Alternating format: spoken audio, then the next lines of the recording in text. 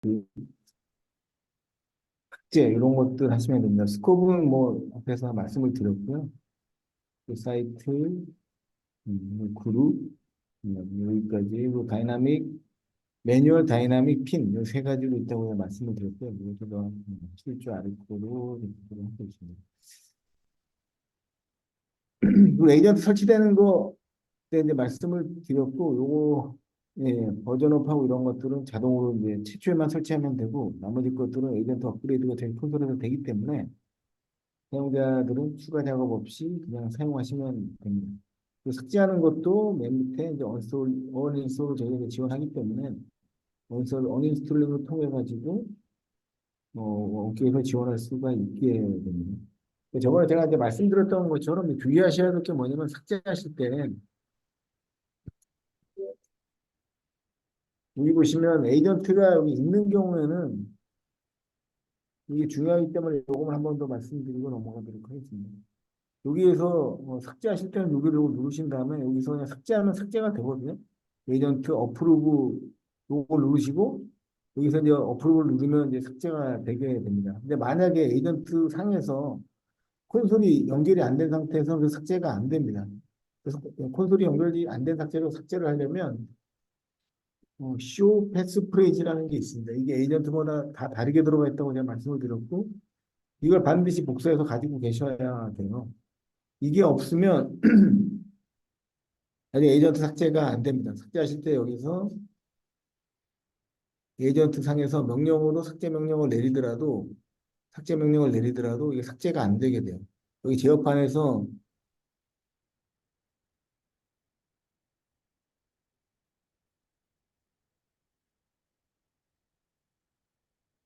센티널이 설치되어 있는 상황이라 하더라도 누르게 되면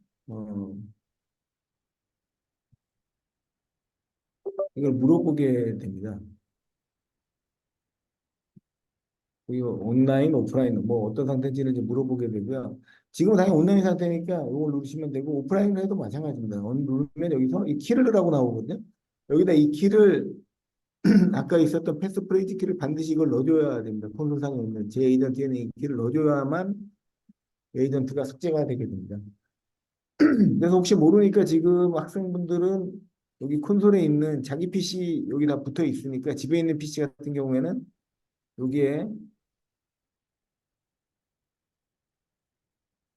여기 같은 경우는 여기 있는 요 PC에서 이 패스 프레이즈를 꼭 적어 놓으세요. 이게 없으면 나중에 이제 삭제가 안 되고 안전 모드에 들어가서 삭제를 해야 되거든요.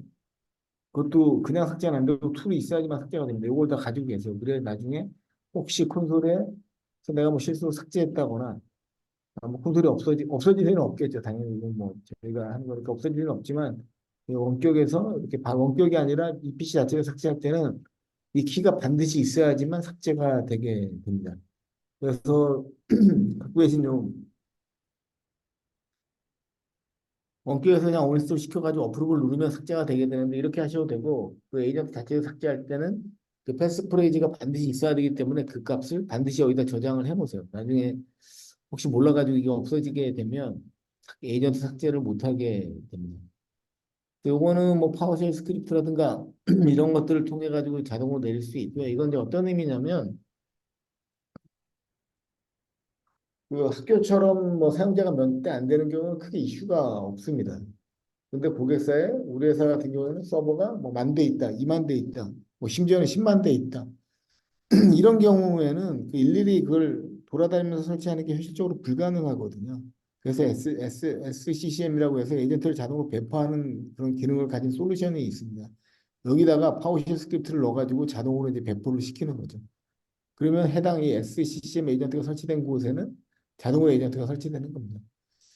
그래서 학교 같은 데 이런 게 이제 도입이 안 돼 있는데 나중에 이제 보안 관리자로 취직을 하시게 되면 고객사에 가시면 대부분 뭐 몇천 대 시스템 그 몇천 대 PC를 동시에 관리하다 보니까 사람이 돌아다니면서 설치하는 건 현실적으로 이제 말이 안 돼요.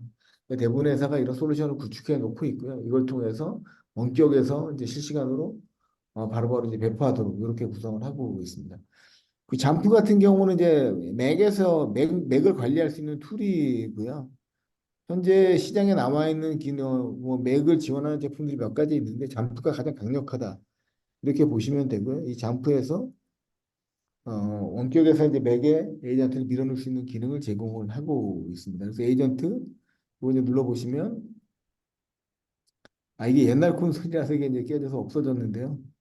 요거는 그러면 콘솔이 계속 바뀌다 보니까 이 링크가 이제 깨졌고요. 에이전트 커맨드 옵션 같은 경우에는 이제 콘솔로 들어가서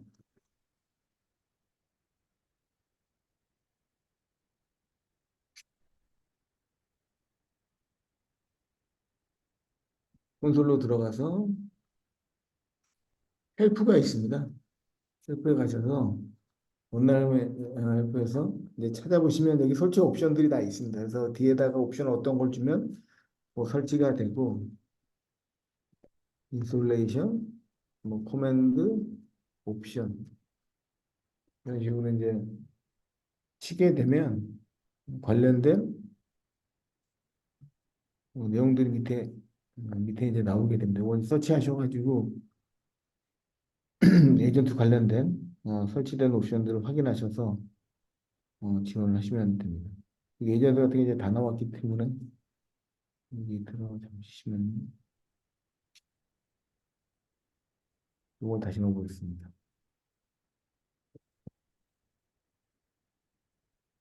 커맨드 라인 치게 되면 에이전트에서 쓸 수 있는 이제 커맨드 라인 관련된 옵션들이 제공이 되게 됩니다.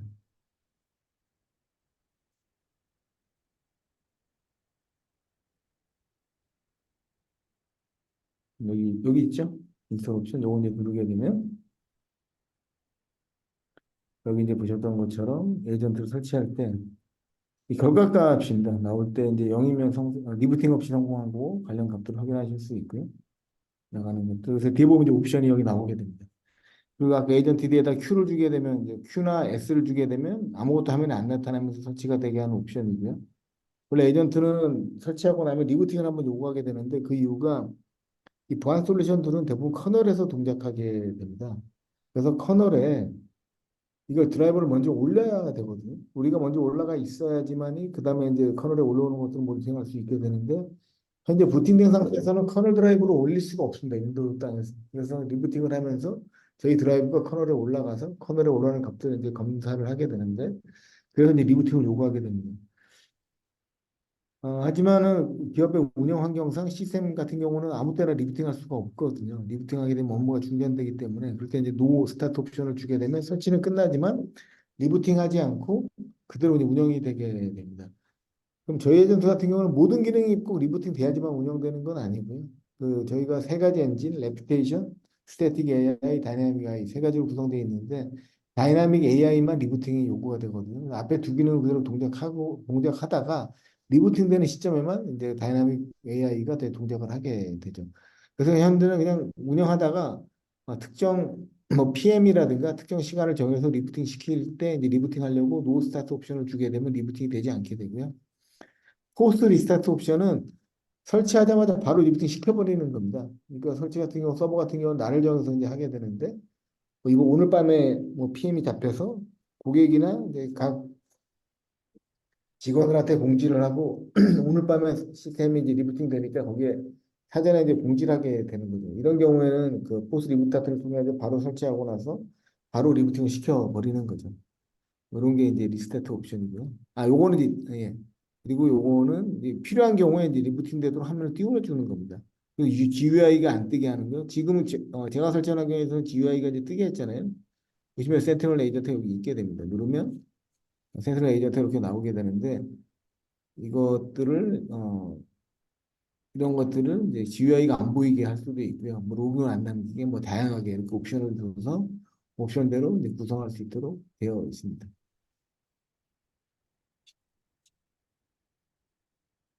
네, 패스 프레이즈고 앞에 이제 말씀드렸던 것처럼 PC 자체에서 설치를 하는 경우죠. 콘솔에 예를 들어서 제가 학교에 이제 에이전트를 설치했는데 어떤 일이 있어가지고 특정 회사에 특정 이제 단체 특정 회사에 이제 작업을 하러 들어갔습니다. 근데 그 회사에서는 자기 회사에서 승인한 에이전트가 아니면 설치 못하게 한다는 거죠. 그러면 센티널1은 그 리스트에 없다. 그럼 삭제를 해야 되거든요. 근데 콘솔에 연결이 안 됩니다. 인터넷이 없기 때문에. 이런 경우에는 아까 패스프레이즈를 알고 있으면 패스프레이즈를 넣어가지고 삭제를 하게 되면 삭제를 할 수 있다. 이렇게 말씀드릴 수 있고요. 이거 화면에서 아까 제가 보여드렸기 때문에 이제 넘어가도록 하겠습니다. 그 윈도우 관련된 이제 뭐 에이전트 명령들이고요. 동일하게 이런 에이전트를 건드리는 명령들은 패스프레이즈를 다 요청합니다. 이게 실행한다고 바로 되는 게 아니고요. 리로드 같은 경우는 서비스를 올렸다가 다시 이제 내리는 거거든요. 그래서 에이전트를 특정 이유에서 이제 내렸다 올리고 싶다는 거죠. 에이전트가 꼬여 있다거나 뭐 이슈 이런 경우에는 리로드를 시켜야 되는데 일반 OS 같은 경우는 리로드 시키면 바로 리로딩이 됩니다. 근데 이제 보안 프로그램 같은 경우는 그 바이러스가 그 사이에 들어올 수가 있기 때문에 이 패스프레이즈를 넣어서 패스프레이즈가 확인된 경우에만 이제 리로드가 되게 되죠. 그래서 업로드는 서비스를 내리는 거고요. 시작은 로드, 리로드는 내렸다 올리는 겁니다. 여기 뭐 명령 한번 확인해 볼까요? 콘솔에서 에이전트에서 여기서 보시면 여기 뭐 센티넬 CTL 스테이터스죠. 그럼 똑같이 여기 명령어 창에서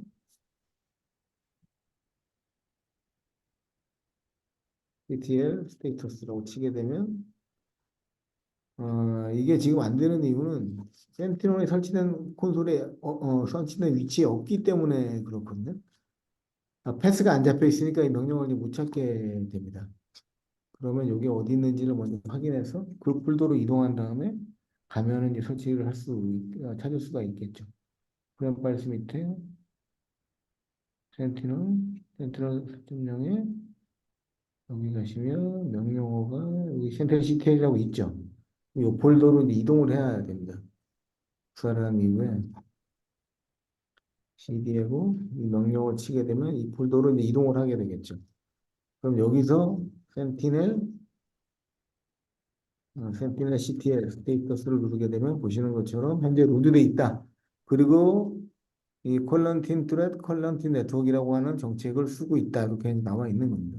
근데 여기서 만약에 내가 이걸 내리고 싶다. 그럼 여기 보시면 리로드, 뭐 언로드라고 하면 옵션을 줘야 되는데 에이전트를 이제 내리는 게 이제 에이전트 전체를 내리는 게 A라는 옵션을 주면 에이전트 전체를 다 내리는 거고요. 로그 관련된 것만 내리고 싶은 그 서비스에 따라서 옵션을 주게 되면 요것만 내리게 됩니다. 다 내리는 건 A니까 다 내리는 건 A니까 언로드 A라고 하면 되겠죠.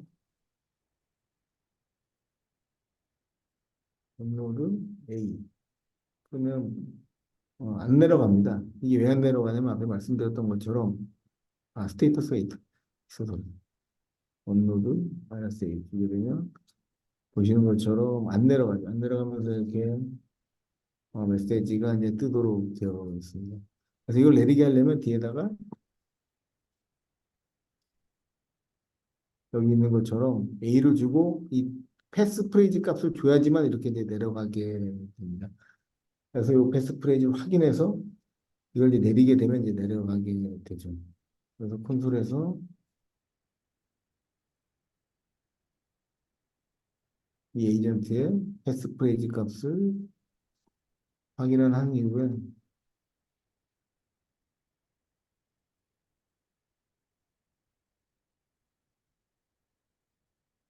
한 이후에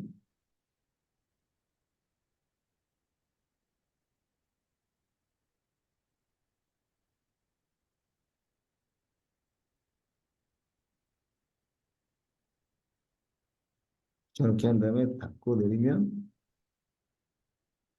저 에러가 났고 죄송합니다. 이게 마이너스를 주면 안 되네요. 이런 식으로 어드민 권한이 필요하다고 하니까 제가 이 어드민을 실행 안 시켰거든요.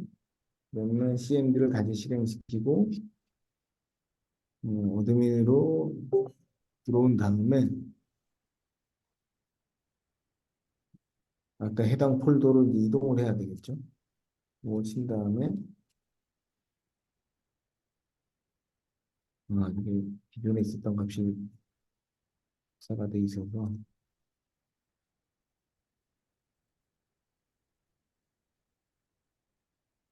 이 폴더로 이동하게 되면 이제 올라오게 되고요. 센티널 CTL, 언로드, 그러면 보시는 것처럼 언로드 할 수 없다고 뜨죠. 이거 키가 없으면 안 된다고 뜹니다. 그리고 A 모든 걸 내리고 토큰 한 다음에 이 토큰 값을 넣으면 올라가게 됩니다.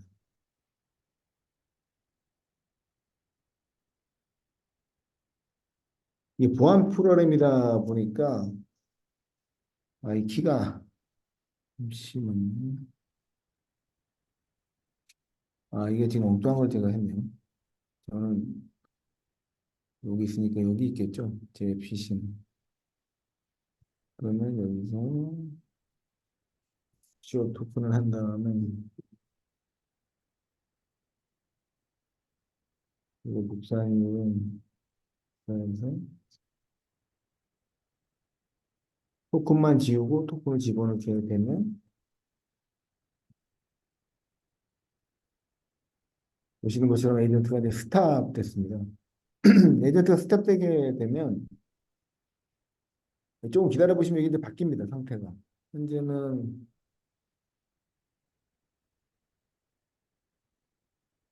검은색으로 이제 표시되어 있는데 서버에 보고를 하게 되면 에이전트 색깔이 조금 이렇게 바뀌게 돼요. 온라인 돼 있고 좀 기다리시면 에이전트가 디세이블 됐다고 이제 바뀌게 됩니다.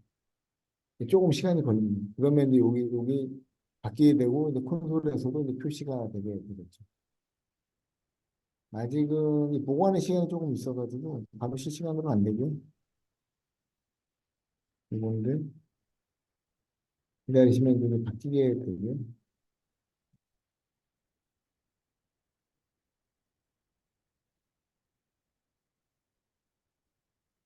이게 좀 시간이 걸리니까 바로 그냥 인해를 시키도록 하겠습니다. 그럼 여기서 로드로만 하면 바로 올라가거든요.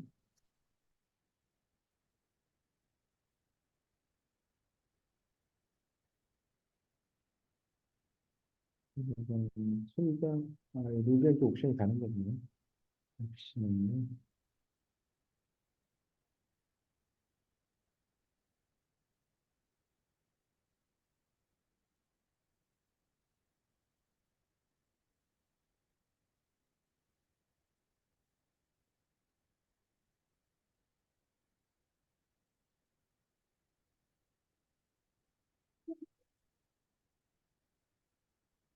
잠시만요. 너무 되잖아요. 근데 제가 이거 맞는데 이거 많은 거 하니까 리로드가 시켰습니다.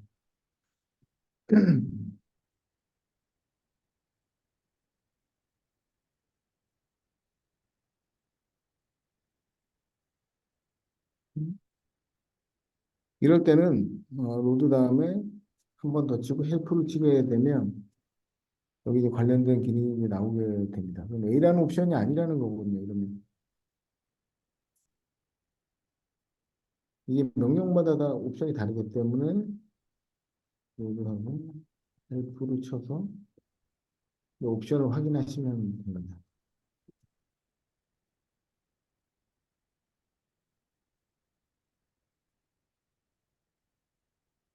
A가 맞는데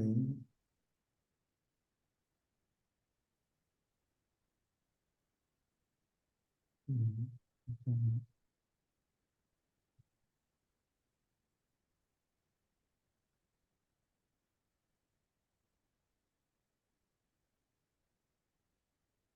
A가 심한 토큰을 빼고 이게 스탑할 때는 보안적인 이슈 때문에 토큰을 넣어야 되고요. 리스타트 시킬 때는 어차피 이건 다시 기동시키는 거니까 토큰을 넣지 않아도 기동이 되는 겁니다.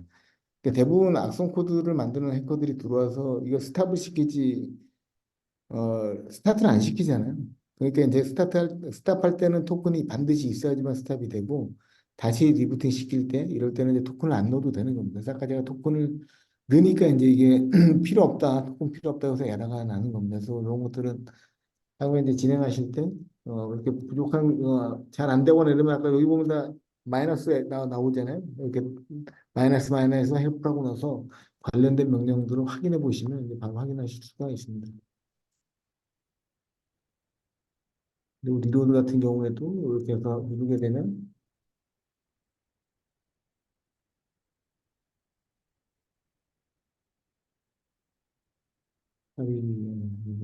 다시 로드를 시키도록 하겠습니다.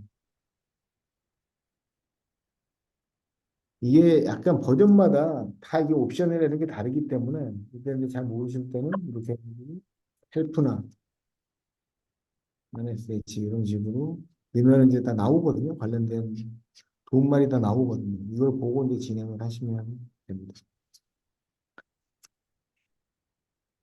그래서 에이전트 같은 경우에는 그 패스프레이즈가 반드시 필요하다. 스탑을 시키거나 삭제할 때 요거는 여기 적어두시는 게 좋습니다. 나중에 혹시 이제 콘솔이 접속이 안 되는데 에이전트 급하게 지고 싶다 이럴 때는 이걸 알아야지만 삭제가 가능하기 때문에 이런 것들은 향후에 정보를 가지고 계시면 좋고요. 오프라인은 뭐 오프라인 로그를 이제 수집하는 기능은 그 CTL 명령어를 통해서 여기 그 콘솔이 지금처럼 연결되어 있는 경우에는 이게 이제 필요가 없습니다. 그래서 여기 이제 보게 되면 제 에이전트를 선택한 다음에 여기 로그라고 치게 되면 패치 로그라는 게 있거든요. 패치 로그를 눌러서 윈도우와 에이전트 로그를 패치 로그를 하게 되면 저희 에이전트로부터 자동으로 로그를 긁어 옵니다. 긁어 와서 여기 액티비티에 가보게 되면 로그를 어, 로그를 이제 가져오는 로그를 이제 확인하실 수 있도록 되어 있고요.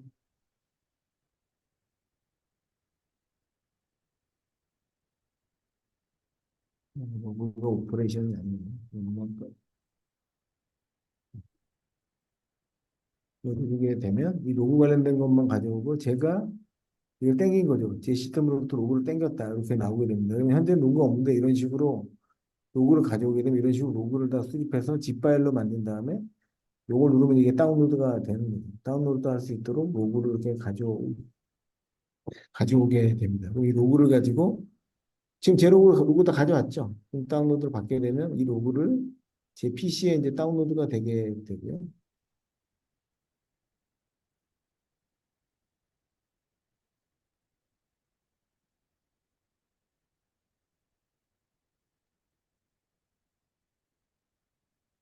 요거를 다운로드 받게 되고요.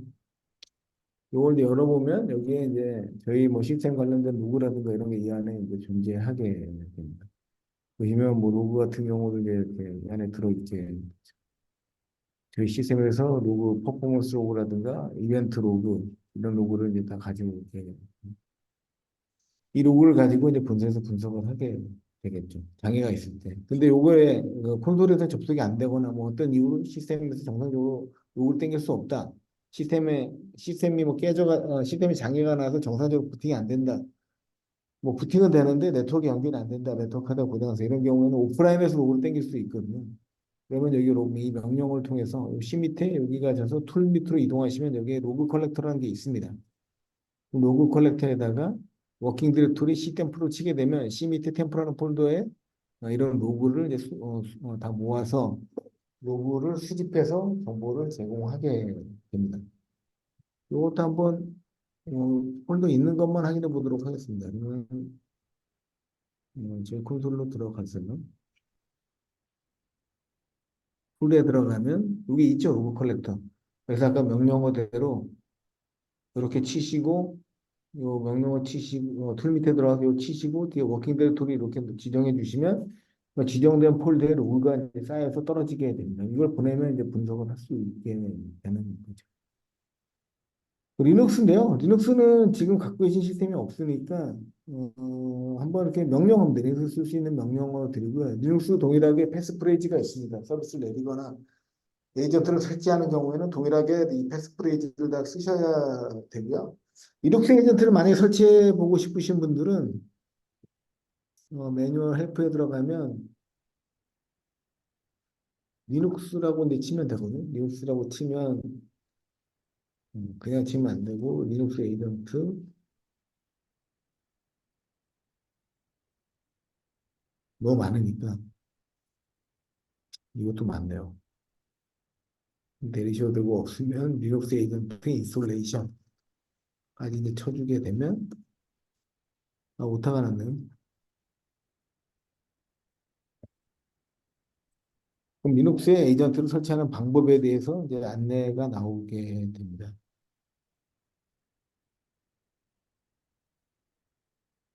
윈도우고요. 윈도우, 리눅스, 이거는 인스톨레이션 관련된 여기 있네요. 얼터너티브. 그럼 리눅스 관련된 루트가 아닌 걸로 설치하는 방법이고요. 요거는 쿠버네티스 환경에서 이제 설치하는 매뉴얼이네요. 보니까. 요거 말고 제 리눅스 알고 싶으니까 리눅스로 다시 검색을 해보겠습니다.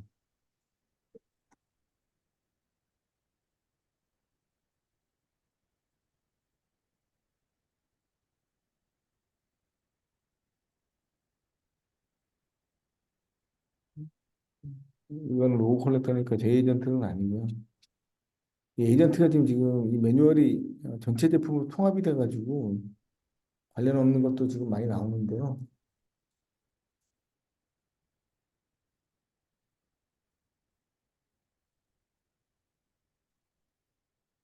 아, 이게 좀 넘어가 버리네.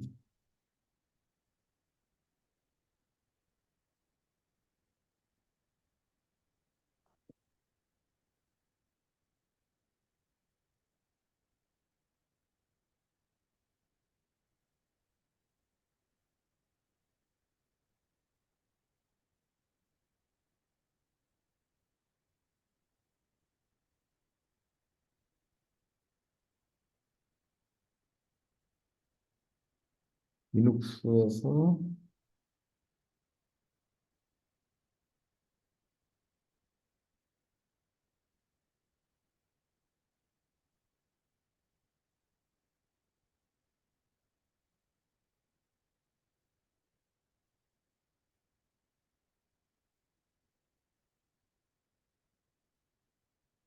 이거 설치하는 게 없는지 다시 한번 조절해 보겠습니다.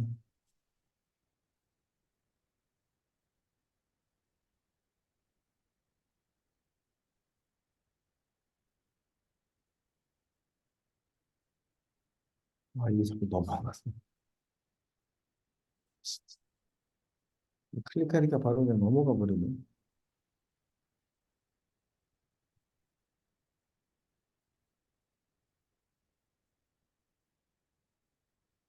음, 제가 이거 말고 포털에서 한번 보여드리겠습니다. 두 가지가 있는데요.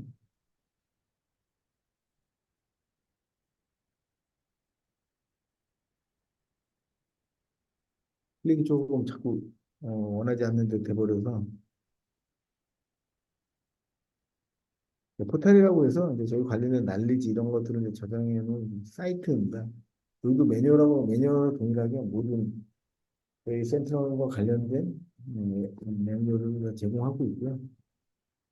리눅스 에이전트 인스톨레이션 치게 되면 이제 리눅스 설치와 관련된 이게 이제 나오게 되죠.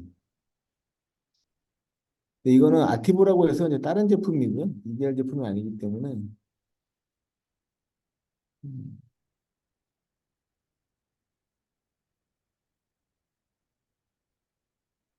보게 되면 이제 리눅스 설치하기 전에 요구사항 같은 게 나오게 됩니다.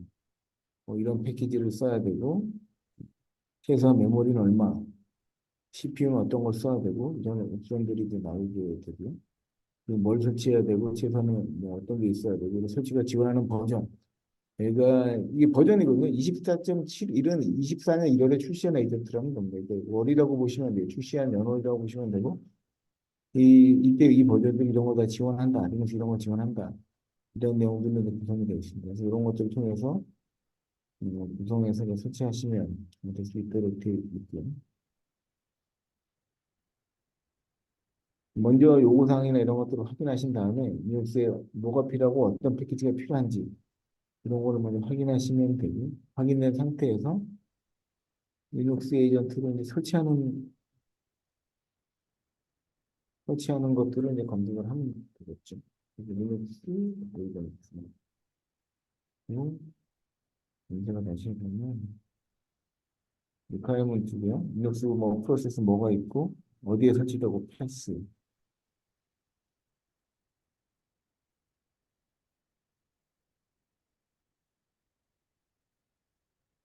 인스톨 이런 건 안 되니까 너무 많이 나요. 인스톨로 다시 바꿔서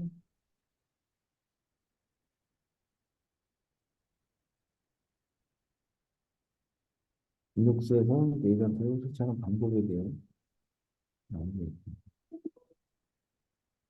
보시면 뭐 리눅스 에이전트 설치하는데 염으로 이제 설치하는 거죠. 염이라고 해서 이제 그 프로그램 설치하고 도와주는 리눅스의 패키지거든요.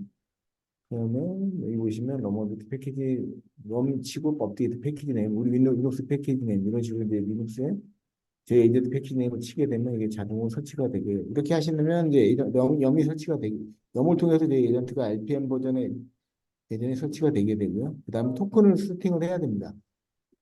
토큰은 뭔지 아시죠? 그러니까 여기 보시는 것처럼 어떤 콘솔에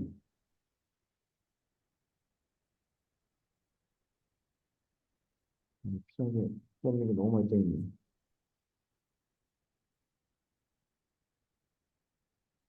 보시면 여기에 어, 제가 토큰이라고 하는 것들은 제 사이트로 이동하게 되면 이게 사이트 인포가 되겠죠. 이게 토큰이죠. 이 밑에 있는 이걸 이제 넣어야지만 이 제가 원하는 이 사이트에 이제 접속이 되게 되거든요. 이 토큰은 아까 똑같은 겁니다. 그래서 여기서 이걸 토큰을 넣어서 세팅을 하게 되면 이 에이전트가 에이전트 설치한 다음에 이 토큰 기반으로 해서 연결이 되게 됩니다.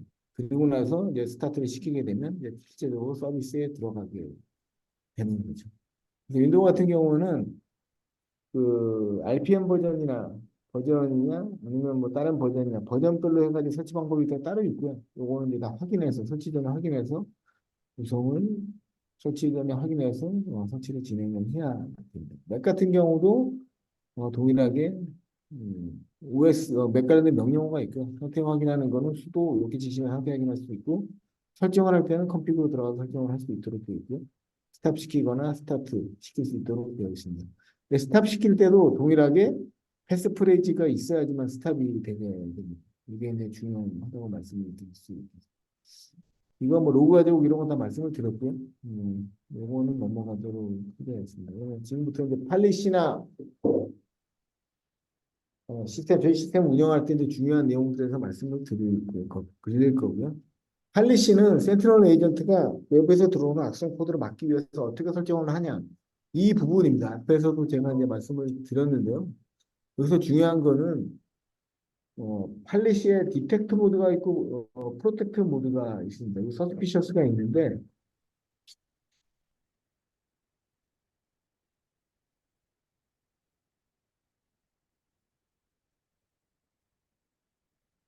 팔리시로 이제 가보시게 되면 이 정책이 있죠. 여기 보시면 이제 메리셔스가 있고 서스피셔스가 있습니다. 프로텍트로 놓게 되면 악성 코드를 실시간으로 차단을 하게 됩니다. 근데 디텍트로 놓게 되면 차단을 안 하고 얼람만 띄워주게 돼요. 말 그대로 탐지만 되는 거죠. 이거는 멜리셔스는 반드시 프로텍트로 설정을 해야 되고요. 서스피셔스는 여기 보시는 것처럼 검증 기준에서 악성 코드의 가능성이 좀 낮은 겁니다. 그래서 이거는 일반적인 국내 고객사 같은 경우는 대부분 서스피셔스는 디텍트로 이제 운영을 하고 있고요. 디텍트로 탐지된 걸 보고 관리자가 이건 악성 코드다. 추가적으로 좋은 대응이 필요하다. 이런 경우에는 이제 차단으로 정책을 바꾸게 됩니다. 그래서 이거는 고객사의 운영 현황에 따라서 일반적으로 보안보다는 업무 편성이 중요하다면 디텍트로 운행하게 되고, 우리는 무조건 보안이 중요하다면 이것도 차단으로 이렇게 놓게 됩니다. 그러면 의심스러운 파일까지 다 악성 코드들도 다 차단을 시키게 되는 거죠. 그리고 뚜렛 같은 경우에는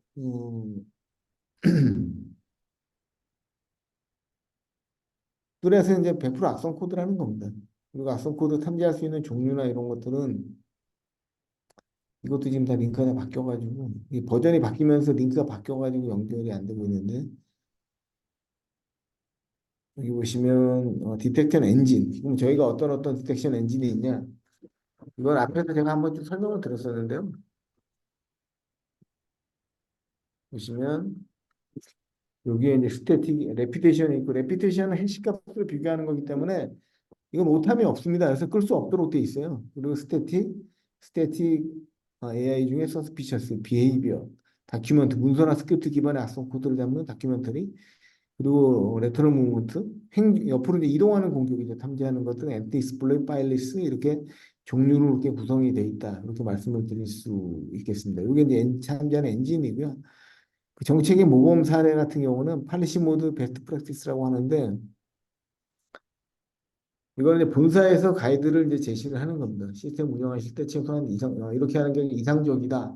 이렇게 이제 고객한테 권고하는 안이고요. 이거는 저희 본사 지침대로 운영하셔도 되고 아니면 고객사나 고객 운영하시는 환경에 맞게 이런 것들을 조정해서 사용하시면 됩니다. 그래서 멜리셔스는 반드시 차단으로 돼야 된다.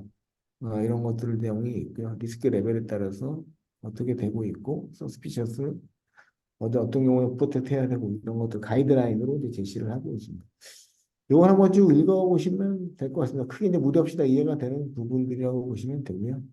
보안이 높으면 앞에도 말씀드렸던 것처럼 이제 차단으로 두 개 다 서스피셔스도 차단으로 놓는 게 가장 좋고요.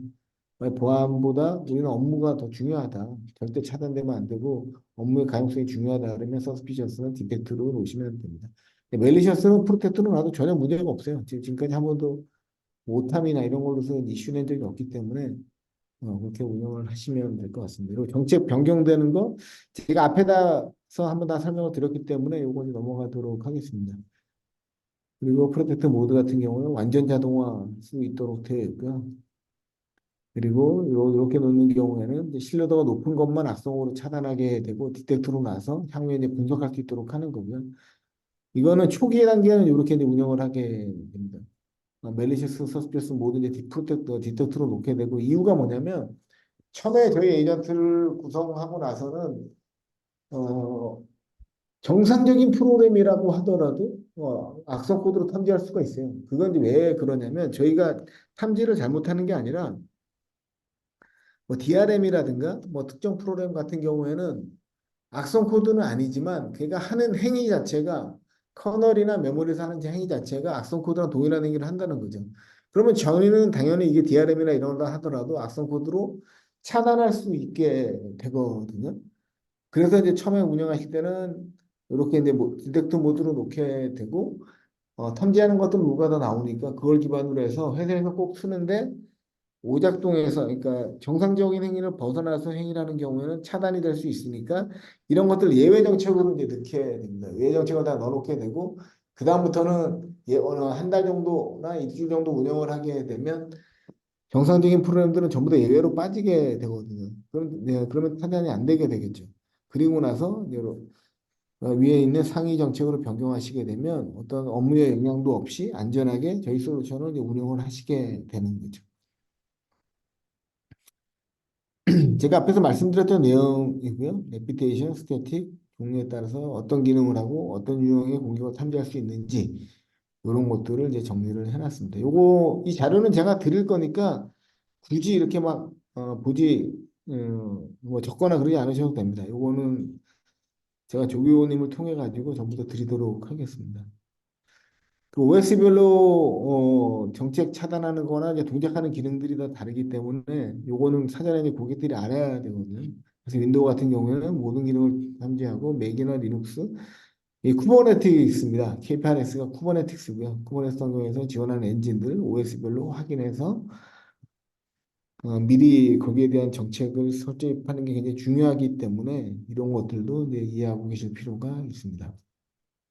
여기 보시면 이제 프로텍트 모드가 있는데 이건 이제 어떤 의미가 있냐면 킬하고 커런티까지만 놓게 되면 악성으로 판단하게 되면 해당 악성 코드를 킬시키고 격리를 시키게 됩니다. 그리고 레미디에이션하고 롤백을 자동으로 수행을 하게 돼요. 이거는 기본적으로 저희가 권고를 하지 않습니다. 그 이유가 뭐냐면 PC를 쓰고 있는데 악성 코드가 들어와 있다고 해서 레미디에이션하고 롤백까지 자동으로 수행하게 되면 사용자들이 이걸 보고 깜짝 놀랄 수가 있거든요. 그래서 기본적으로는 여기 보시는 것처럼 킬 모드로 운영하게 되고요. 탐지되고 나서 어떤 악성 코드가 진행돼서 뭔가 변경된 값이 있으면 이거는 저희가 수동으로 관리자한테 전화를 주게 되면 저게 이제 탐지가 악성 코드로 탐지가 됐기 때문에 탐지된 현황이 나오게 되고요. 그리고 이걸 보고 관리자들이 미티게이션, 레미디에이션이나 롤백까지 미티게이션을 시키게 됩니다. 이거 이제 수동으로 진행하는 거를 공고를 많이 드리고 있습니다. 지금 다 됐기 때문에 이렇게 뜨는 거고요. 이걸 눌러보시면 이런 식으로 레미디에이션, 롤백. 현재 여기까지는 자동으로 수행이 되게 되고 추가적으로 레미디에이트하고 롤백 하는 거는 이렇게 바꿔 지정할 수 있게 되거든요. 그리고 나서 왜 하여튼 이렇게 누르게 되면 수동으로 이제 할 수가 있습니다. 수동으로 다 진행할 수가 있기 때문에 보시면 155개가 진행됐다고 나오게 되고요. 또 이게 다 바뀌게 되죠. 예전에는 빨간색으로 있었던 게 전부 다 이제 바뀌게 됩니다.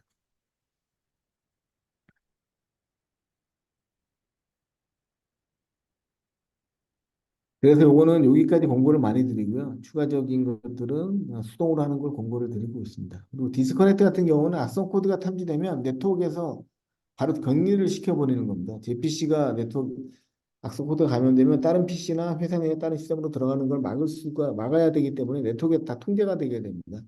저희 콘솔하고만 접속이 되게 되고 내부망으로 완전히 격리가 되기 때문에 이때 이거를 이제 할지 말지를 결정을 하는 겁니다. 그리고 바이러스에 대한 조치가 관리자가 다 끝냈다고 하면 그때 이걸 풀어가지고 네트워크를 다시 이제 풀어주는 이렇게도 구성해서 운영할 수 있도록 되어 있습니다.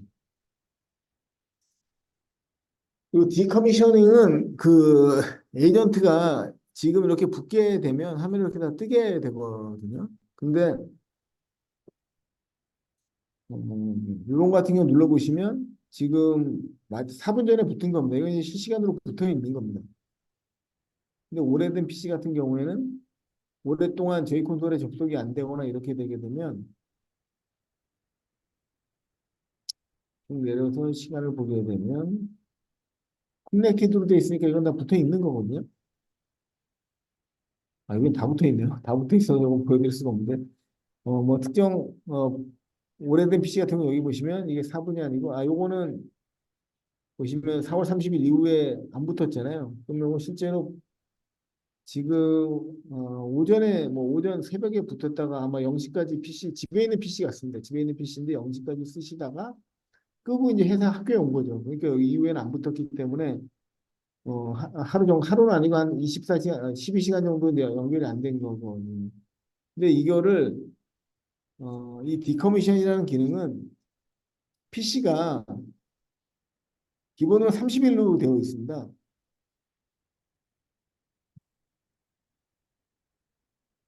여기 보시면 이 기능이고요. 21일 동안, 21일 동안 만약에 에이전트가 안 붙으면 이거는 이 콘솔에서 삭제하라는 겁니다. 그러니까 실제로 PC가 21일 동안 콘솔에 안 붙었다고 하는 거는 이미 우리 회사에서 이 사람이 퇴사해서 PC를 더 이상 가져오지 않거나 아니면 PC가 폐기됐거나 이렇다고 보는 거거든요. 그래서 21일이 지나면 여기서 이제 사라지게 됩니다. 자동으로 이제 사라지게 되는 거죠. 사라져서 더 이상 저희가 관리하는 PC 대상이 아닌 거죠. 근데 이거는 이제 줄일 수 있습니다. 고객에 따라서 뭐 7일로 하게 되면 7일 동안만 안 붙어도 이 콘솔에서 사라지게 됩니다. 이걸 이제 쓰는 이유는 저희 라이센스가 전부 다 붙어 있는 에이전트 기준으로 되어 있거든요. 근데 실제로 우리는 PC를 더 이상 안 쓰는데 21일 동안 그 계속 작년에 설치한 게 그대로 계속 남아있게 되면 라이센스를 더 사야 되잖아요. 쓰지도 않는데. 그래서 21일이 지나면 자동으로 삭제하게 되므로 삭제되게 하고 고객으로 하여금 추가적으로 비용하지 부담하지 않아도 되도록 보호해드는 그러니까 라이센스 비용을 줄이도록 하려고 하는 일환으로 디커미션을 제공하고 있다. 이렇게 말씀드릴 수 있고요. 마지막에 리모트 옵스라는 기능이 있는데 이거는 콘솔에서 보시면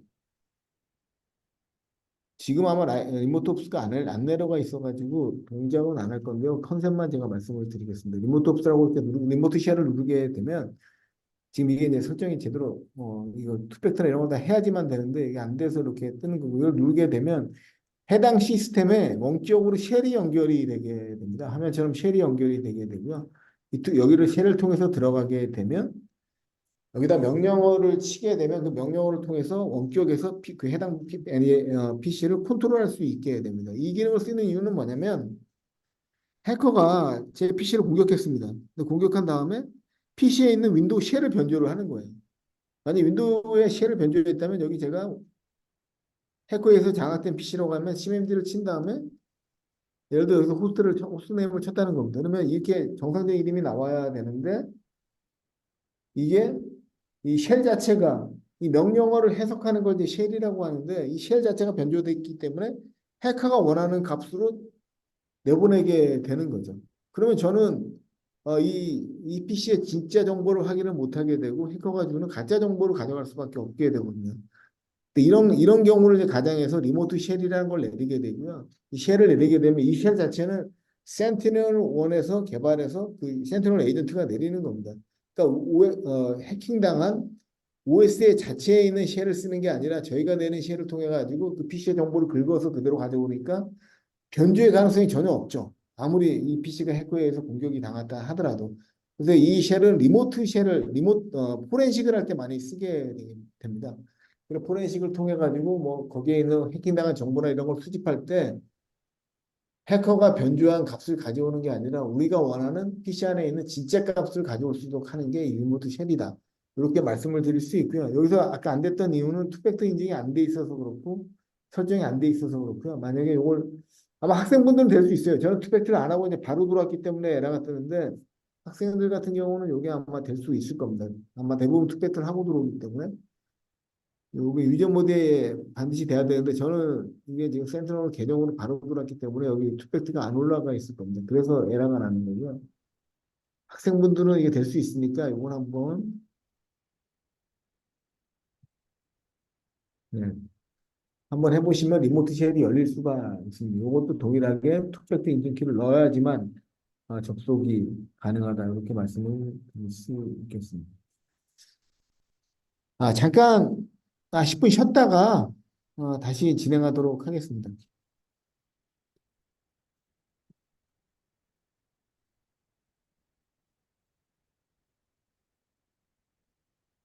그러면 2시에 다시 뵙도록 하겠습니다.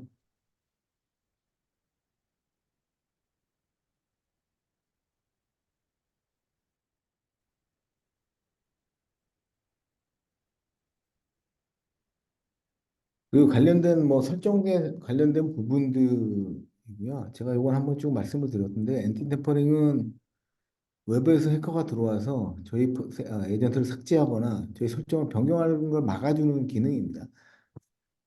템퍼가 이제 변경이란 뜻이고요. 그걸 막아주는 기능이라고 보시면 되고요. 스냅샷은 저희가 OS에 관련 내용들을 이제 스냅샷을 떠놓게 되거든요. 이게 있기 때문에 에이전트에서 롤백이 가능하게 됩니다. 해커가 들어와서 변경한 부분들을 원래 상태로 돌릴 때 이 스냅샷에 있는 것을 가져다가 이제 복구를 하게 되는데 이 스냅샷은 반드시 보호가 되어야 되겠죠. 이게 보호가 안 되면 스냅샷 자체가 깨져버리면 이건 뭐 어떻게 방법이 없거든요. 복구하려고 저장해 놨는데 이게 깨져버리면 복구가 안 되기 때문에 이 스냅샷을 보호하는 기능이고요. 로그는 이걸 켜놔야지만 로깅이 남게 됩니다. 이걸 안 켜놓으면 로그가 안 남게 되고 로그가 안 나오면 나중에 분석이 안 되기 때문에 화면에 보시면 로깅이라는 걸 반드시 켜놔야 됩니다. 이 기능이 있는 이유는 뭐 특정 고객사 같은 경우에는 우리는 로그 필요 없다. 저 공간을 세이브하고 싶다 이런 경우에 이제 끄는 경우가 있는데 이건 반드시 키는 걸 권고를 드리고 있고요. 스캔류 에이전트는 에이전트가 처음에 이제 연결됐을 때 여기 보시게 되면 에이전트를 눌러보게 되면 최초의 스캔을 이제 완료를 한 겁니다. 그러니까 최초에 에이전트가 설치되고 나면 그 디스크에 이미 악성 코드가 있을 수 있거든요. 이걸 모두 검사해서 악성 코드가 없다는 걸 검증하는 절차인데 이 설정을 이게 스캔 뉴 에이전트라는 거를 켜놨을 때만 이게 이제 검사를 돌아가게 됩니다. 물론 이거 켜놓지 않더라도 디스크에 바이러스는 있을 수도 있지만 실행되는 단계에서 스태틱 AI나 비헤이비어 AI가 다 잡아내기 때문에 켜지 않으더라도 사실 문제는 없습니다. 하지만 고객사에 따라서는 우리는 디스크에 있는 걸 한번 다 검사하고 검증을 받고 싶다. 이런 경우에 요거는 쓰는 기능이다. 이렇게 말씀을 드리면 되고요. UI 같은 경우에는 요걸 선택하면 UI가 나타나게 됩니다. 화면에 여기 보시는 것처럼 UI가 이렇게 이제 다 나타나게 되는데요. 이거를 빼고 싶으면 콘솔에서 정책에 가서 센트럴 에이전트가 설치된지 모르게 하고 싶다는 거죠. 이걸 빼놓게 되면 저 UI가 이제 사라지게 됩니다. UI가 좀 있으면 이게 이제 사라지게 되죠. UI를 나타나게 할지 말지를 결정하는 그런 부분이다. 이렇게 이제 이해하시면 되겠습니다. 그리고 이제 미티게이션은 탐지된 악성 코드를 조치를 취하는 거고요. 그리고 블락 디바이스 같은 경우는 USB라든가 이런 것들을 이제 통제할 때 쓰는 기능인데요. 여기 보시면 이걸 어, 요 팝업을 띄우는 겁니다. 그러니까 악성 코드가 탐지됐을 때 우리 팝업을 안 뜨게 하고 싶다. 이걸 해놓으면 아무것도 안 뜹니다. 이걸 뜨면 이제 팝업이 뜨는 거고요. 이것도 마찬가지로 USB를 연결했는데 사용자가 차단되지 모르게 하고 싶다. 그럼 이렇게 되면 아무것도 안 뜨기 때문에 모르죠. 이걸 띄워놔야지만 이제 블락된 USB가 차단됐을 때 팝업이 뜨는 그런 기능이라고 이제 보시면 되겠습니다. 관련된 내용들 한번 쭉 읽어보시면 될 것 같고요. 그다음에 이제 디피저빌리티인데 이건 앞에 말씀드렸던 것처럼 이 에이전트가 동작하면서 어디까지 남길지를 다 지정을 해놓는 겁니다. 뭐 프로세서가 시작되고 스탑하고 이런 것들의 과정에 로그를 안 남기게 됩니다. 이건 반드시 켜놔야 되겠죠. 이걸 켜놓은 것들만 로그를 남기기 때문에 전부 다 이제 켜놓을 거를 경장을 저희가 드리고 있습니다. 내용들은 앞에서 좀 말씀드렸던 부분이고요. 이제 그 다음에 제일 중요한 게 이제 이 블랙리스트라는 부분인데 블랙리스트 같은 경우에는 음,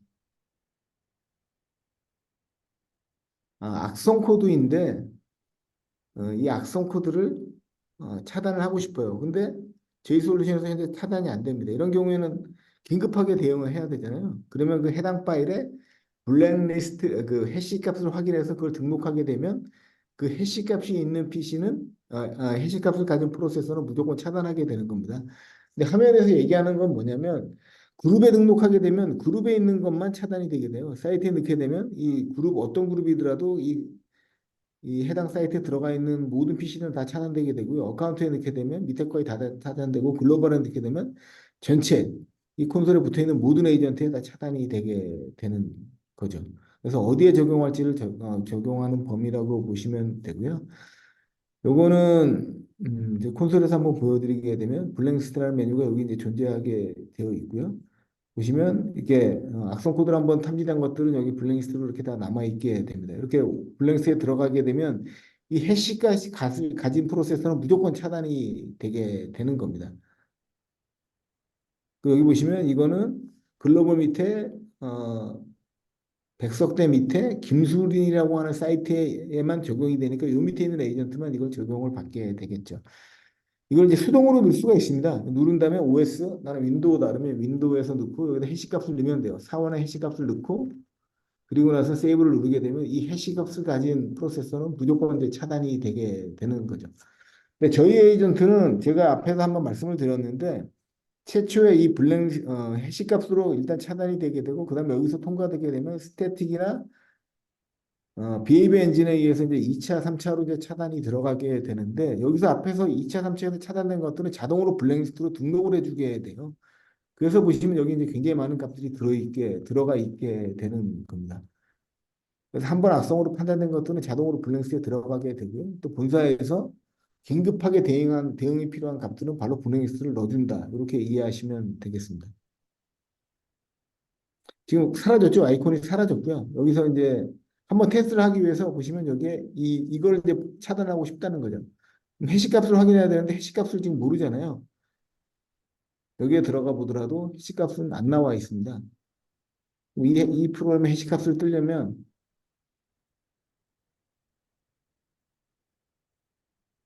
해시값을 이제 확인할 수 있는 이제 프로그램이 있거든요. 이걸 한번 제가 다운로드를 받아보겠습니다. 해시 매니저라고 이제 보통 부르는데요. 해시 매니저를 치게 되면 해시 값을 뜰 수 있는 프로그램입니다. 이게 뭐 프리어이기 때문에 무상으로 다 받을 수 있고요.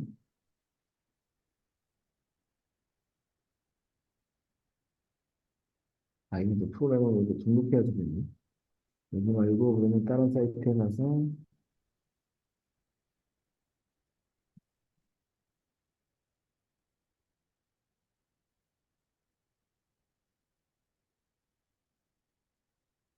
잠시만요. 이거 받아놓은 게 있는데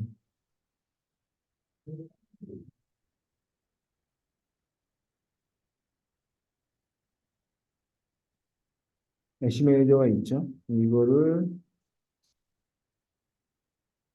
여기로 이쪽 프로그램으로 옮겨 보겠습니다. 옮겨갔죠? 옮겨가면 이걸 이제 뜨게 되면, 키우게 되면 해시값이 뜨게 되고, 프로그램을 뜨게 되고, 이걸 여기다 이제 밀어넣게 되면, 그런 프로그램 파일스 밑에,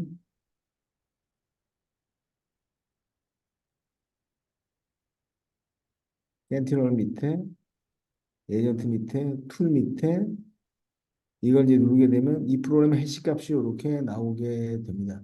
그럼 이 해시값을 등록을 하게 되면 이 프로그램은 실행되는 순간에 이제 바로 이제 차단이 되게 됩니다. 근데 여기서 주의하셔야 되는 게 뭐냐면 저희는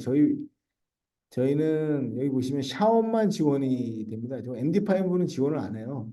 그래서 저걸로 넣으시면 안 되고 여기 보시면 저희 해시값을 샤원으로만 지원이 되게 됩니다. 반드시 샤원에 해시값을 넣으시면 그 동일한 값에 대해서는 바로 이제 차단이 되게 됩니다. 그리고 차단이 되면서 여기에 이 메시지가 뜨게 되죠. 근데 여기다가 제 이름을 이렇게 넣어놓게 되면 해시값을 넣어놓게 되면 여기에 차단될 때 여기에 이제 디스크립션에 정수라고 이제 뜨게 되는 거죠. 이거는 내가 넣었다는 거죠. 정수한 사람이 넣은 해시값에 대해서만 차단이 된다. 이렇게 이제 이해하시면 되겠습니다. 그래서 실제로 어떤 그 AI 엔진에서 지금 탐지를 못하는데 빠르게 대응이 필요하다. 이런 경우에는 해당 프로그램의 해시값을 추출한 다음에 여기다 이제 바로 OSB로 해서 등록을 하시게 되면 실시간으로 바로 이제 차단이 되게 됩니다. 근데 아까 제가 여기 아까 EDR로 이걸 한번 이렇게 한번 실행을 해보겠습니다. 실행을 하게 되면 로그 컬렉터라는 게 지금 실행이 됐잖아요. 그럼 이게 어디에 남을까요, 로그가? EDR에 이 로그가 남겠죠. 제가 이 프로세서를 실행을 시켰으니까.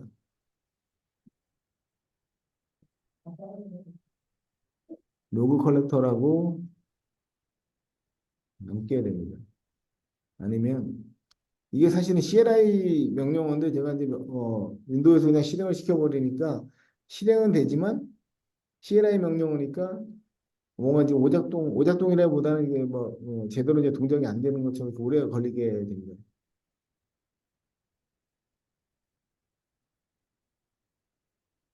이걸 제가 왜 말씀드리냐면 EDR에 이게 이제 누가 다 남아있게 되거든요. 실행이 되면. 그럼 여기다가 소스 라인이고요. 컨테인에 애니 컬렉터하고 로그 컬렉터, 로그 컬렉 뭐 이렇게 되면 이게 포함된 건 무조건 다 찾으라는 거거든요.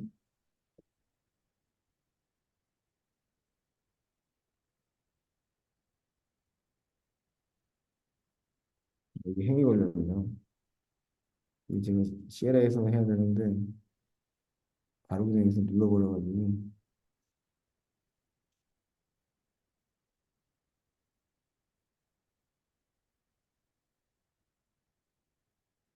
그럼 로그 컬렉터라는 게 이거는 저희 쪽이 아니죠. 보시면 여기 보시면 다른 데 로그 컬렉터라는 게 들어가 있기 때문에 이렇게 다 뜬 겁니다.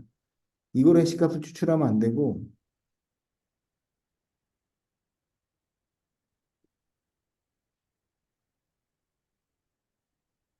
소스로 들어가서 로그 컬렉터.exe 이 아까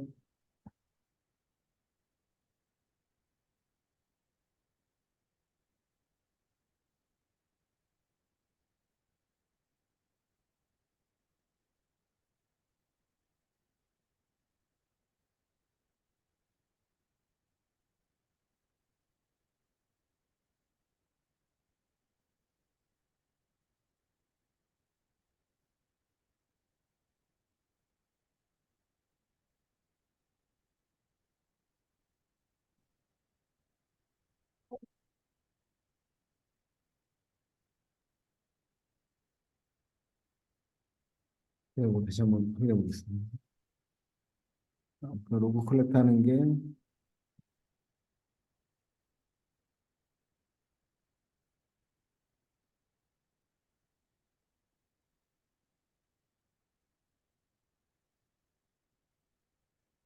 오프라인에서 로고를 가져오는 게 여기 보시면 워킹 디렉토리라고 이렇게 써줘야 됩니다. 그러면 동작에 워킹 디렉토리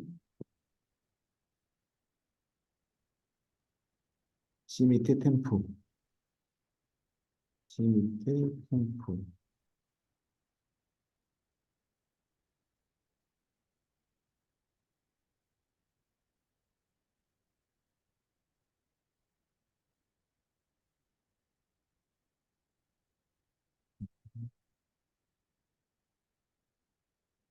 워킹인데 이거 오타가 났네. 디렉토리가 없으니까 이제 안 되는데 그러면 요거를 들어가서 C 밑에 템프 디렉토리를 만들어 보겠습니다. 그렇죠. 제가 이거 괜히 이거 쳐가지고 문제 쳐가지고 이게 지금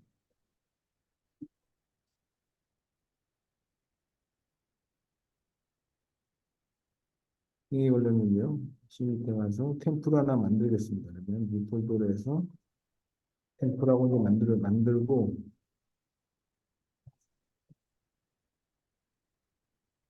로그가 지금 수집이 되고 있죠. 그러면 로그 컬렉터라는 게 이제 실행이 된 겁니다. 로그를 이제 수집해가지고 이제 하나의 파일로 만들고 있죠.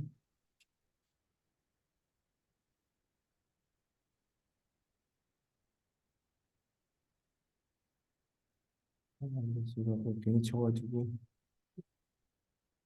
오늘 C 밑에 템플에 가보면 이렇게 로그 컬렉터를 좀 만들고 있습니다. 이러면 제가 이미 로그 컬렉터라는 걸 실행이 했기 때문에 EDR 로그에 이게 남게 되거든요. 여기서 로그 컬렉터.exe로 로그를 이제 찾아보면 로그가 올라오겠죠.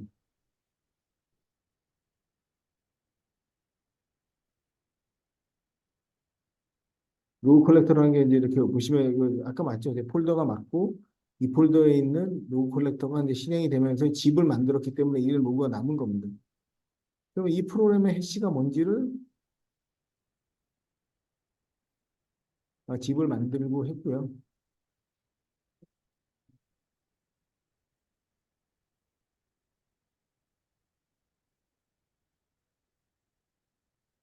관련된 값들이 어디 위치하고 이런 정보를 확인할 수가 있습니다. 이벤트 아이디가 있고요.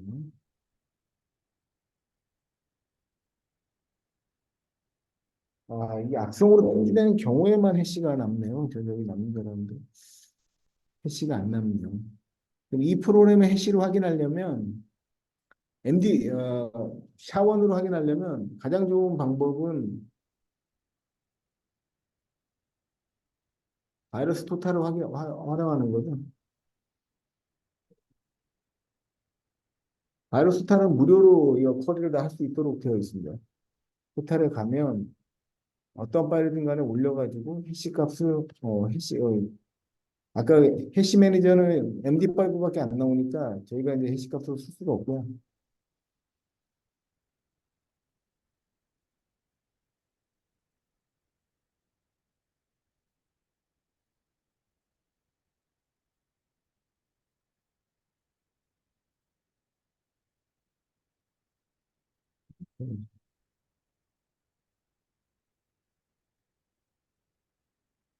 이게 또 브라우저 버전이 낮아가지고 화면이 제대로 안 나오네요. 그럼 제가 이거를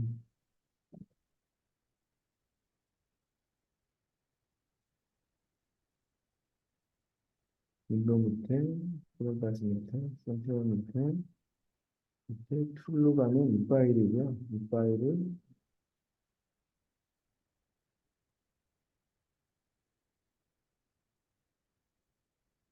여기로 가져오겠습니다. 가져오면 화면에 보시는 것처럼 해당 파일이 있고요. 브라우저 버전이 낮아가지고 지금 말소들이 제대로 안 뜨는데요.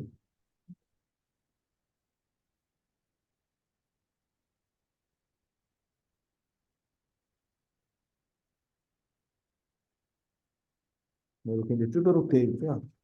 파일을 여기다 올리면 이 파일에 대한 해시값이나 뭐 공격 정보 이미 다양한 백신에서 탐지된 적이 있으면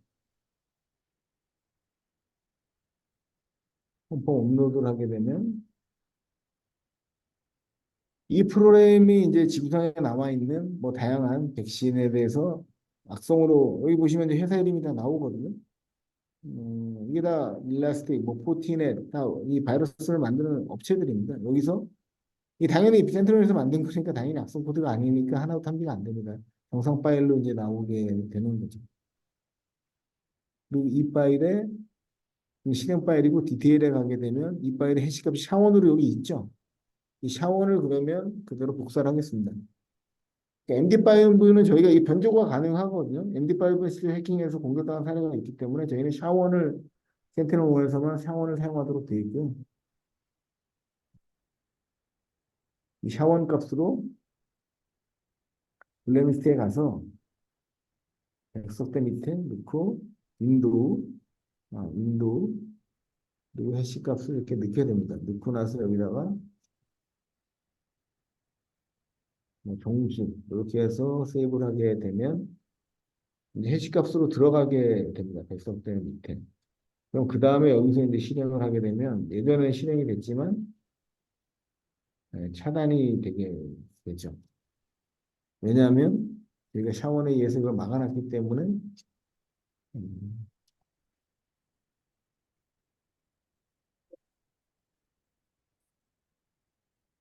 처음에는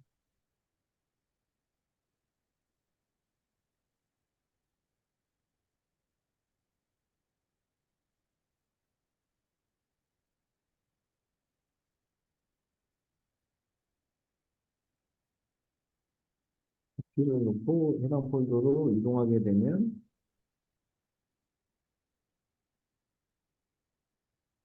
로그 컬렉터라고 치게 되면 억세스 디나이 하면서 이렇게 에러가 뜨게 되죠. 차단이 되겠고요. 저희가 이제 차단하기 때문에 그렇습니다. 에이전트가 안 나오니까 당연히 경고 메시지는 안 나오게 되는데 아까 제가 설정 변경이기 때문에 이게 안 나오는 거거든요.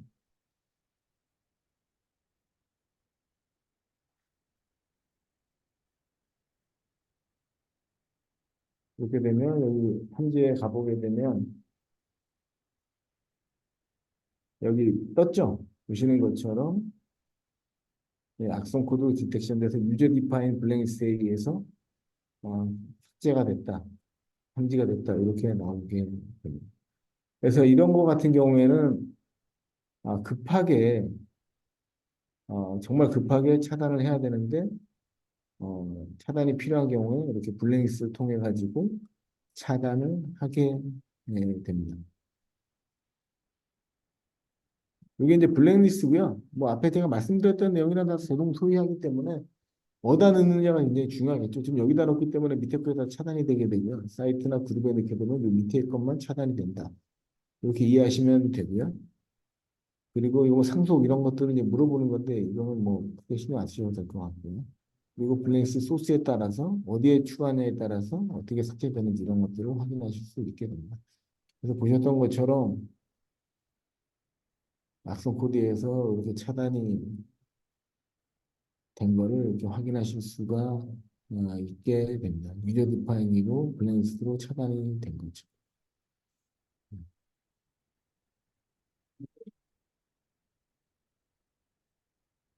그 다음에 이제 익스클루전인데 이제 익스클루전이 굉장히 이제 중요한 부분입니다. 그래서 요거는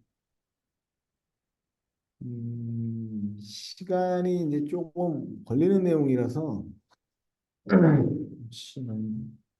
제가 요거 오늘 요거까지만 하고 이제 마치도록 하겠습니다. 익스클루전은 약간 충돌이 났을 때 이거를 예외시키는 기능이라고 이제 아까 말씀을 드렸고요. 현재 그 5가지로 이제 익스클루전을 예외를 만들 수가 있습니다. 예를 들어서 일단 요거는 블랙스를 빼겠습니다. 이거는 악성 코드가 아니니까 이걸 넣어놓게 되면 문제가 크겠죠. 왜 문제가 크냐면 로그 커넥터 수집하거나 이럴 때 이게 안 되기 때문에 델리트 실렉션을 누르게 되면 제가 만들어 놓은 게 이제 삭제가 되게 됩니다. 근데 여기서 이제 주의하셔야 되는 게 뭐냐면 삭제한다고 이게 바로 등록할 때는 바로 이게 동작을 하는데 삭제할 때는 바로 동작을 안 합니다. 파일이 없어졌죠. 왜 없어졌나요? 왜 없어졌냐면 이게 악성으로 판단이 됐기 때문에 저희가 이거를 가져다가 이 로고를 가져다가 퀄런티를 시켜놓은 겁니다. 그러니까 센티널1이 보호할 수 있는 특정 디렉토리, PC 안에 특정 디렉토리에 거기를 만들어 놓고 거기서 활동 못하게 락을 걸어가지고 그 위치에 위치를 시켜놓은 겁니다. 말 그대로 퀄런티이 됐거든요, 현재. PC 어디에인가 있지만 암호화돼서 굉장히 안전한 곳에 절대 하지 못하도록 센티널이 만드는 고유 공간에 들어가 있기 때문에 다시 실행이 안 되고요. 이걸 만약에 사용자가 다시 살리고 싶으면 다운로드를 누른 다음에 여기 비밀번호를 넣어야 되는데 이 비밀번호는 그 뭐 계정 비밀번호가 아닙니다. 여기 예를 들어서 뭐 아무거나 넣으시면 돼요. 뭐 이런 식으로 여기다가 뭐 코리아 1, 2, 3, 4 이렇게 넣었다는 거예요. 넣고 이렇게 다운로드를 누르게 되면 이게 다운로드가 되거든요. 다운로드가 되는데 다운로드가 어디에 되냐면 콘솔에 이제 올라가게 됩니다.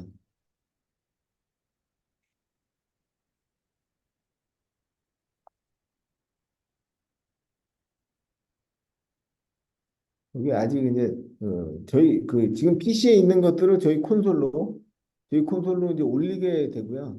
이게 조금 시간이 걸립니다. 동일하게 아까 로고 수집하는 것처럼 올리게 되고 여기서 그 파일을 다운로드 받아가지고 복구를 시킬 수 있는데 그때 다운로드 된 상태에서 비밀번호를 넣어야지만 이게 이제 압축이 풀리게 되는데 그때 그 압축을 풀 때 여기 다운로드해서 넣었던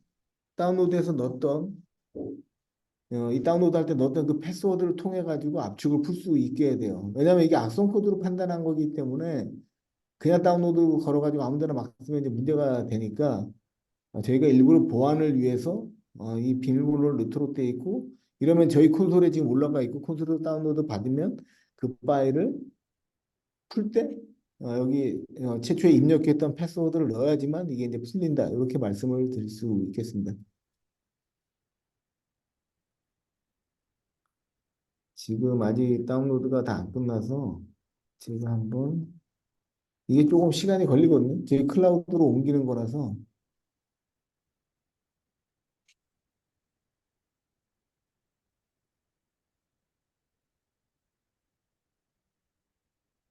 올라가게 되면 여기 이제 뜨도록 되어 있습니다. 이게 뜨도록 되어 있고 뜨게 되면 그 파일을 다시 이제 복구할 수 있게 되는 거죠.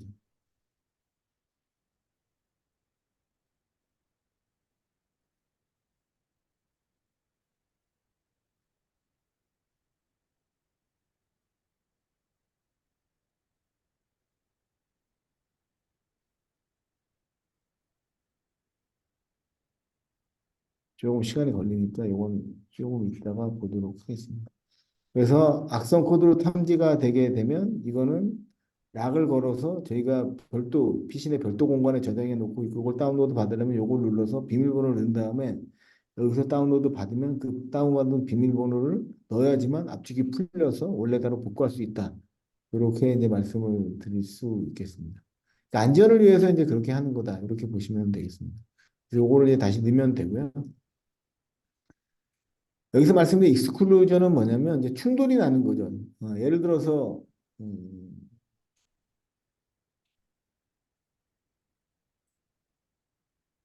지금 지금은 이제 제가 일부러 블랙리스트를 넣어서 이게 탐지됐기 때문에 뭐 그런 큰 이슈는 없는데 이 파일이 충돌이 나가지고 이 파일이 실행되면서 저희 센티널이나 충돌이 나가지고 비정상적으로 뭐 블루 스크린이 뜬다거나 OS가 정상적으로 실행이 안 된다는 거죠. 그럼 이걸 예외 처리를 해야 되거든요. 이걸 검사하지 않도록. 그때 쓰는 게 이제 익스클루전이라는 기능이고요. 여기서 익스클루전을 누르고 이걸 예외 처리를 이제 넣게 해야 됩니다. 그리고 익스클루전을 클릭하신 다음에 익스클루전을 넣고 여기다 OS의 윈도우 해시 값이니까 해시 값으로 이걸 넣게 돼요. 이 값을 넣고 이거는 뭐 센티널1의 뭐 로그 컬렉터이다. 이건 원래 로그 컬렉터이다. 이런 식으로 값을 넣어놓게 되죠. 그러면 이 프로그램은 무조건 검사를 하지 않는 겁니다. 이 해시를 가진 프로그램은 악성이건 아니건 상관없이 바이러스 검사해서 예외 처리를 시켜버리는 거예요. 그럼 이건 바이러스라 하더라도 저희가 탐지 안 하게 됩니다. 그래서 익스클루전은 굉장히 조심해서 넣으셔야 되는 게 잘못 넣으면 탐지가 안 되게 돼요. 그래서 굉장히 그러니까 보안적으로 충돌이 나는 거에 대해서만 정확하게 파견해서 넣을 필요가 있고요. 이거 넣을 때는 크게 네 가지가 있는데 해시가 있고 다섯 가지가 있는데 해시, 패스, 서티피킷, 파일 타입, 브라우저 네 가지로 구성됩니다. 해시는 OS별로 해시를 넣으면 되고요. 패스 같은 경우에는 위치를 넣는 겁니다. 윈도우로 이제 지정을 하신 다음에 윈도우 밑에 뭐 윈도우 폴더다 이렇게 넣게 되는 겁니다. 그리고 나서 예외 밑에 있는 그러면 윈도우 밑에 있는 모든 폴더까지 전부 다 바이러스 검사를 안 하게 됩니다. 그러면 이거는 기본적으로 얼라시나 마이그레이션 악성 코드가 탐지되더라 뭐 탐지 어차피 예외 처리했기 때문에 탐지를 안 하거든요. 그래서 얼라스를 띄우지 말라는 거고요. 그리고 바이너리 볼트는 이제 클라우드로 올리는 건데 여기서도 이제 빠지게 되는 겁니다. 그리고 여기서 보면 이제 네 가지 방식으로 이걸 할 수가 있도록 되어 있는데 서프레스 얼랏은 탐지는 이 화면이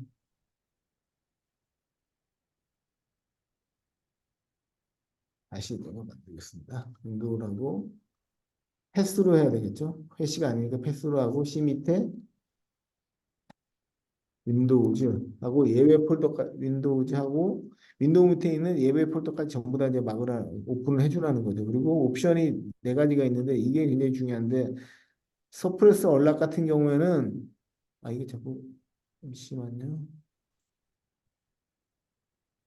뒤에 또 있을 것 같은데 아니네요. 다시 말씀드리겠습니다. 죄송합니다.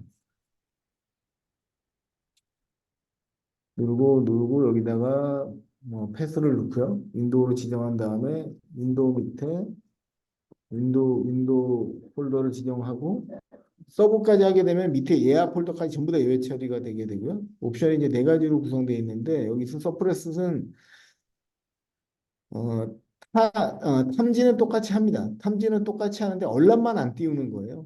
그리고 차단도 하진 않습니다. 근데 얼람만 안 띄우는 거고 이거는 예를 들어 스태틱만 그렇게 하겠다. 다이나믹만은 그렇게 하겠다. 아니면 모든 엔진에 대해서 얼람을 안 띄우고 하겠다. 이건 선택적으로 할 수 있고 그다음에 인터오퍼레이트 이슈는 뭐냐면 이게 밑으로 내려갈수록 저희가 보는 등급이 점점 더 밑으로 내려가게 됩니다. 인터오퍼레이트 이슈는 이 프로세서 간의 충돌만 예외 처리를 하는 겁니다.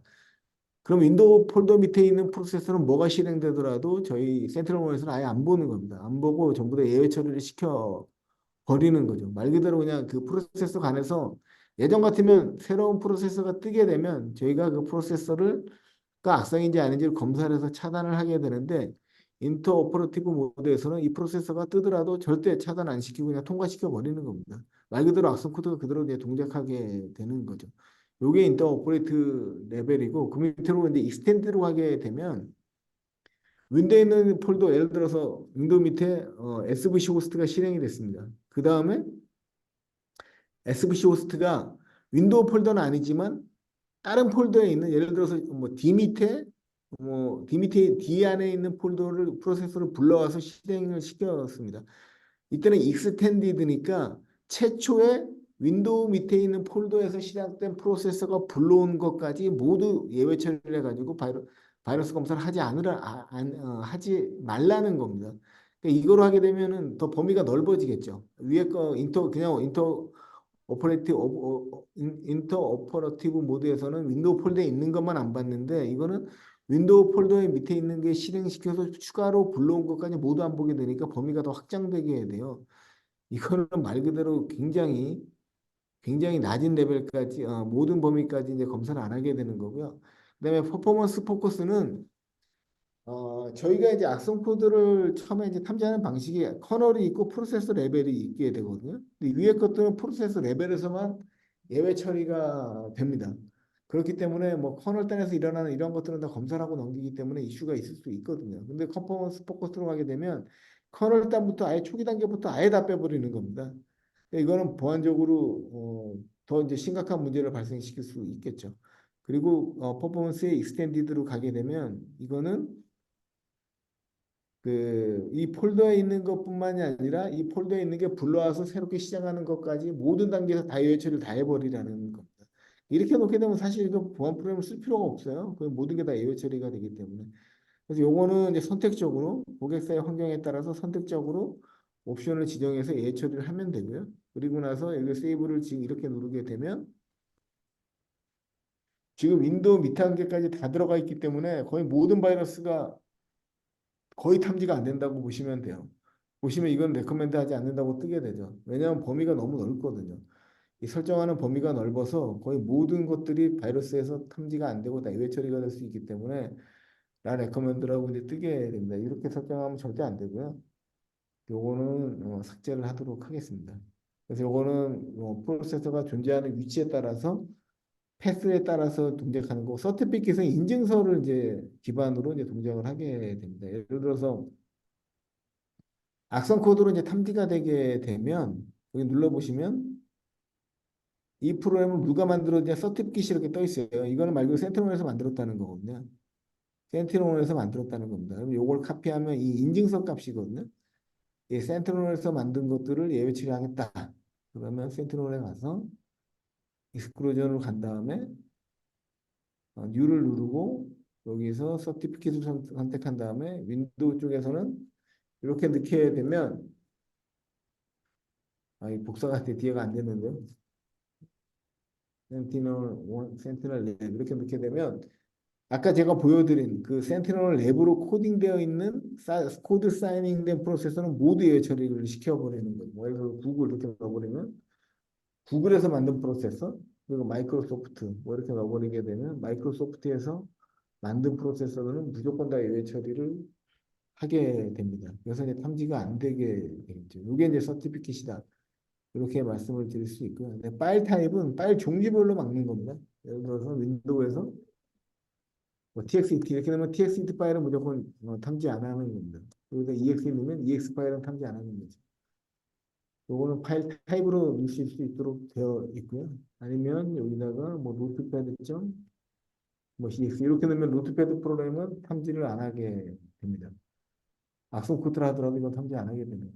이게 파일 타입이고 브라우저는 브라우저를 선택적으로 해서 넣을 수가 있습니다. 그리고 인터넷 익스플로러 넣게 되면 윈도우에서 인터넷 익스플로러를 통해 가지고 악성 코드가 뭐 제가 그 인터넷 익스플로러를 통해서 다운로드를 받는다거나 이런 것들은 모두 다 예외 처리해서 보지 않게 하는 그런 기능이다. 이렇게 이제 말씀을 드릴 수 있겠습니다. 그래서 예외 처리는 5가지로 되어 있고요.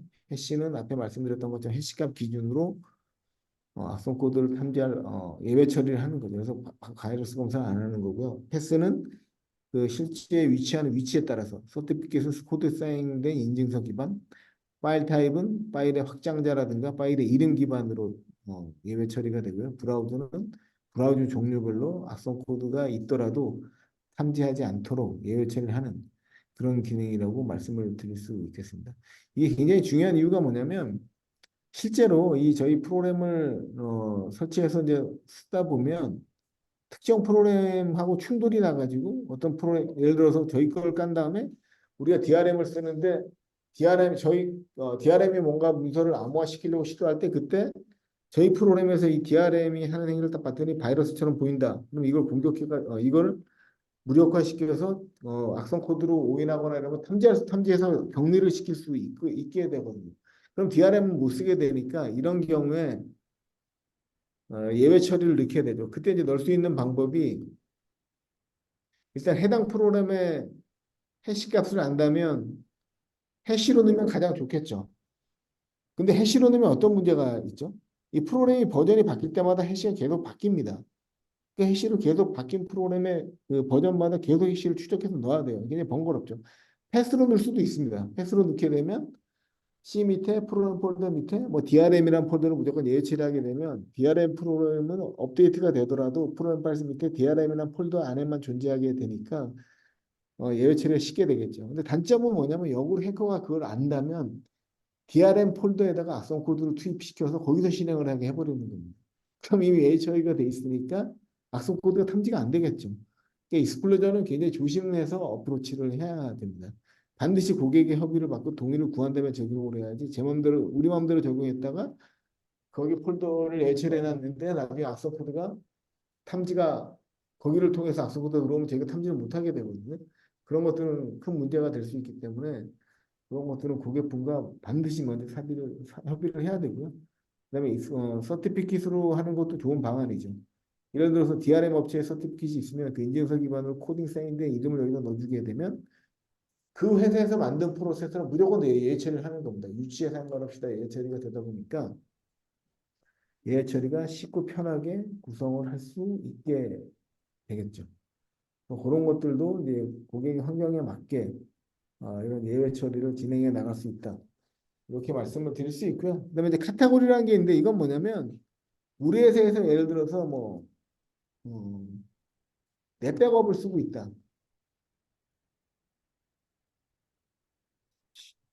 떠야 다시 한번 이게 콘솔이 뭔가 좀 아까 제가 이거 막 누르는 과정에서 콘솔이 좀 이슈가 있네요. 여기서 이 스크롤전을 누르면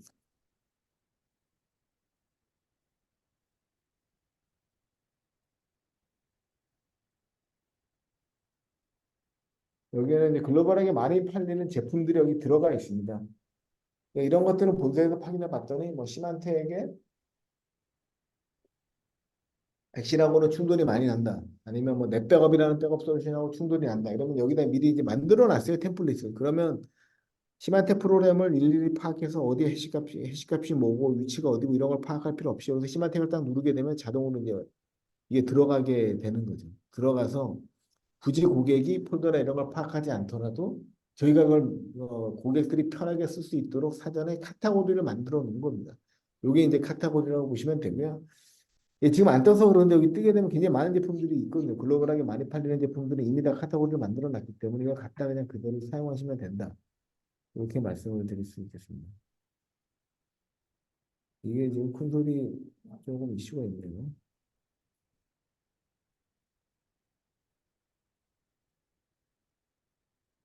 그래서 이 스쿨전을 통해 가지고 미리 많이 팔리는 제품들은 카테고리로 만들어 놨기 때문에 여기서 갖다가 그대로 이제 쓰시면 되는 이런 환경으로 이제 구성을 할 수 있게 됩니다. 이 스쿨전은 제가 말씀드렸던 것처럼 해시를 통해서 해시 값을 파악한 후에 샤원으로 반드시 넣어야 됩니다. 이거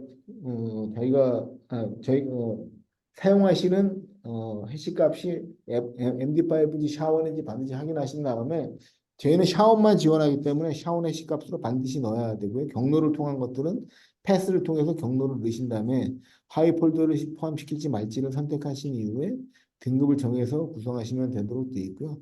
패스를 넣을 때 이제 뭘 조심해야 되는지 이런 것들을 말씀드리고 있고요. 절대 경도를 넣어도 되는데 이 사용자마다 이 절대 경도가 윈도우 설치 위치나 이게 다 다를 수 있거든요. 저는 C에 깔았지만 어떤 사람은 D에 깔 수도 있고 이 위치가 다 다르기 때문에 이런 경우에는 상대 경로라고 해서 프로그램 파일스라고 넣게 되면 이게 어디에 설치되어 있더라도 상관없이 프로그램 파일스 밑에 있는 폴더로 자동으로 찾아가지고 저희가 매핑을 시키게 됩니다. 그래서 절대 경로, 상대 경로 모두 지원한다. 이렇게 말씀을 드릴 수 있고요. 그 옵션은 앞에 말씀드린 네 가지로 이제 구성이 되어 있는데요. 경고만 안 뜨게 하는 것들, 그 인터 오퍼레이티브 익스텐디드, 퍼포먼스 익스텐디드. 밑으로 내려갈수록 보안 등급이 낮아지고 더 강력해진다. 이렇게 말씀을 드릴 수 있겠습니다. 그 모드를 선택하신 다음에 이 패스 같은 경우에는 뭐 스태틱 엔진만 탐지 안 하려고 하겠다. 다이나믹까지 안 하겠다. 모든 엔진을 다 안 하겠다. 선택적으로 다 구성할 수 있도록 기능을 제공을 해드리고 있습니다. 앞에서 다 말씀드렸던 내용이고요. 서티피킷 인증서 기반으로 코드 사인인된 것들을 막을 수 있도록 되어 있고 파일 타입 보시는 것처럼 뭐 PPT라든가 뭐 이런 식으로 파일 타입, 파일 종류별로 예외 처리를 할 수 있는 기능도 있고요. 브라우저 기반으로도 예외 처리를 할 수가 있습니다. 그 아까 제가 화면에서 잘 못 보여드렸는데요. 예외 카테고리라고 해서 보시는 것처럼 제품이 뚝 뜨도록 되어 있고요. 예를 들어서 뭐 포트게이트를 포스 포인트를 쓴다거나 이반티를 쓴다거나 스틸을 쓴다거나 이러면 글로벌 제품을 선택하시게 되면 이 제품에 해당하는 것들이 전부 다 들어가 있기 때문에 쉽게 예외 처리를 굳이 파악하지 않더라도 저희 본사에서 제공하는 걸 가지고 제공할 수 있도록 예외 처리를 넣을 수 있도록 구성이 되어 있습니다. 예외 카테고리 CT를 쓰게 되면 시트리스가 설치된 위치를 저희가 다 파악해서 이렇게 다 들어가도록 구성이 되어 있습니다. 피터링 할 수 있는 기능들을 제공하고 있고요. 네.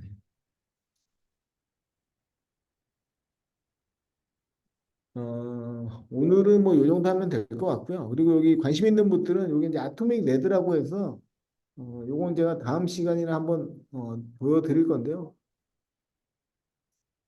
이걸 한번 설치해 보시기 바랍니다. 이게 이제 뭐 하는 거냐면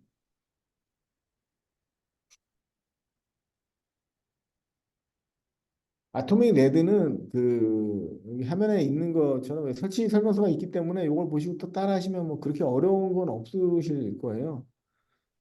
쭉 이렇게 설치해 놓고 이 아토믹 이걸 실행시켜 가지고 보시면 마이터 덱에서 공격하는 것들을 다 만들어 놨거든요. 그래서 이걸 기반으로 해서 어떤 공격이 요것대로 쭉 따라서 이제 설치하시면 됩니다. 그래서 어렵지 않도록 구성이 되어 있고요. 이걸 설치하시게 되면 마이터 어택에서 지정하는 그 공격 코드가 있거든요. 그걸 기반으로 해서 이제 실행을 하게 됩니다. 엔드포인트에서. 그러면 저희가 저희뿐만이 아니라 EDR 업체에서 이걸 어떻게 탐지하는지를 이제 테스트할 수 있는 공개된 툴입니다.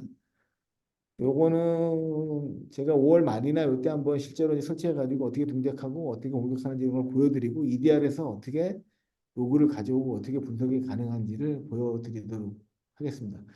관심 있는 분들은 미리 이렇게 쭉 테스트 해보시고요.